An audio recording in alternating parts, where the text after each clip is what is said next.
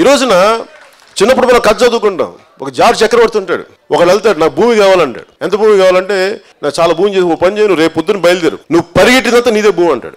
పరిగెడతాడు. ఇంకా అంటే వాడికి ఆయాసం వస్తుంది, తూలిపోతుంటాడు, ఆశ చావదు, ఇంకా కావాలి ఇంకా కావాలి. సూర్యాస్తమంకి సూర్యుడు దిగుతున్నాడు, మెల్లిగా అస్తమిస్తున్నాడు, అస్తమం ఇంకో అడుగు.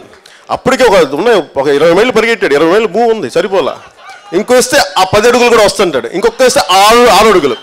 కరెక్ట్ 6 అడుగు వేసాడు, కరెక్ట్ 6 అడుగులు మిగిలింది, గొయ్యి మిగిలింది, చచ్చిపోయాడు. అంటే ఈ కథ తాలూకు మోరల్ ఏంటంటే నువ్వు అత్యాశకు పోతే ప్రాణాలు పోతాయని.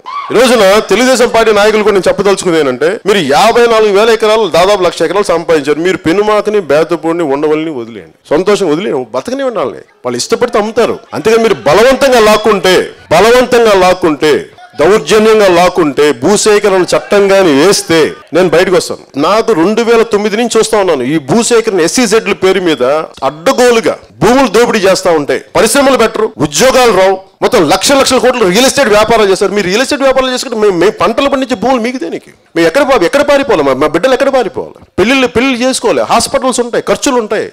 ఈ డబ్బులు ఎవరిస్తారు? మీరు ఇచ్చే 5,000 10,000 సరిపోద్దా? మీకు ఈ మానవత్వం లేదా? అన్ని భూములు తీసుకొని మీరు ఏం చేస్తారు? మీ కింద బానిసత్వం చేయాలి. వాళ్ళ పంటల్లోనే వాళ్ళ పొలాల్లోనే బానిసత్వం అనామక వర్గాలుగా మిగిలిపోవాలి. అదే మీరు కోరిక? అదే సింగపూర్ అభివృద్ధి? అనామకులు చేయటమా?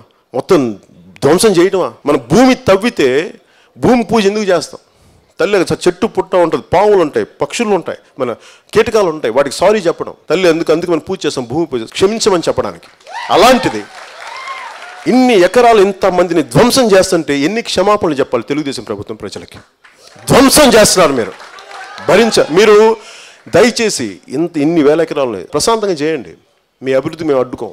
కానీ మీరు ప్రజా జీవితాలను కానీ అస్తవ్యస్తం చేసి దోపిడీ చేస్తానంటే మటుకు నేనే లీడ్ చేస్తాను. లీడ్ చేసినప్పుడు మీరు పోలీసులు పెట్టి మీరు తుపాకులు పెడితే ఆ తుపాకులు ఎదురులేదు. నేను అలాంటి ఎక్స్ట్రీమ్ వ్యాపారం ఉంది. దానికి కారణం కూడా ఏంటంటే ఈ భూసేకరణ చట్టం అనేది అడ్డగోలుగా రియల్ ఎస్టేట్ చేయడానికి పనికి చేసిన చిరాకు. అది మీకు ఎంత భూమి కావాలో తీసుకుని సంతోషంగా అభివృద్ధికి. ఏ రైతు కూడా, నేను చిత్తూరు మదనపల్లికి వెళ్ళినా అడ్డగోలుగా మనకి భూములు కొట్టేసినా కానీ ఇల్లు కొట్టేసినా కానీ వాళ్ళు అడిగేది ఒకటి ఏంటంటే, మేము అభివృద్ధికి ఎదురు కాదు, మాకు నష్టపోతున్నాం, మాకు కొంత డబ్బులు ఇవ్వమని చెప్పండి. డబ్బులు ఇవ్వరు, మా ఇష్టం, మేము ప్రభుత్వం కొట్టేస్తాం, మీరెవరు అడగడానికి? ఏదంటే బెదిరిస్తారు.